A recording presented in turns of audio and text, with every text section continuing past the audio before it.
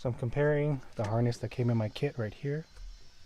I think I'm gonna have to remove these little blue tabs right here. So I'm just gonna go get a pick tool because it looks like it would just clip into place like that. And then I think I'm good to go after that. Don't know what this is. Probably just leave it as is. Let me go get a pick tool. How in the world do you take this off? Oh, okay, sweet. I guess that's supposed to come off. I have no idea how to get this one off though.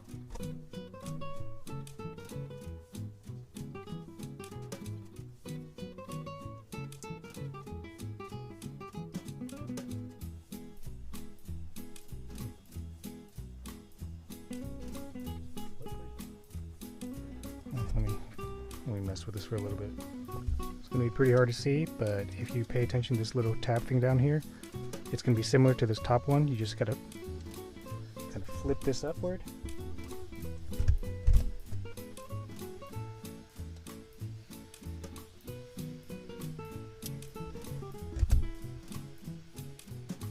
You don't have to do this, but I'm going to try to break this tab off. Just a quick update. Don't even worry about pulling these little blue tabs out. So don't be like me. Again, a lot of this is trial and error. It still goes in there just fine without it.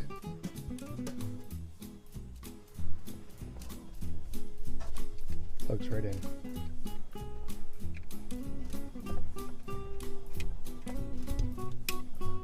So the issue I'm experiencing right now is trying to find out how this antenna right here fits into this. Obviously I see it goes right there, but I don't have the right connection piece for it. Alright, so after I connected those harnesses, I forgot to film it, but you just flip it back up on here. There's no screws that hold it in place. It's held on by tabs. So you just kind of push it in, push it in, push it in, push it in, push it in all around the ring, or the trim I mean.